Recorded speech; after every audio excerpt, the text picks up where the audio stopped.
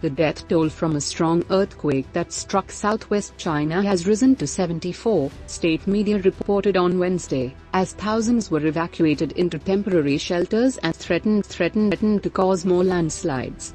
The magnitude 6.6 quake hit about 43 km southeast of the city in Sichuan province at a depth of 10 km on Monday, according to the U.S. Geological Survey. More than 21,000 people have been evacuated from areas prone to landslides or building collapse, state broadcaster said. Rescuers are still scouring remote villages in the country's mountainous southwest in a race to find survivors of the earthquake, with dozens of people believed stranded or missing.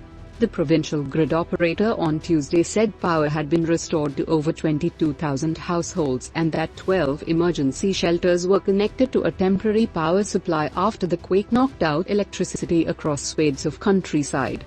China Meteorological Administration warned that quake-stricken areas would experience significant rainfall until Thursday and that landslides could hamper rescue work.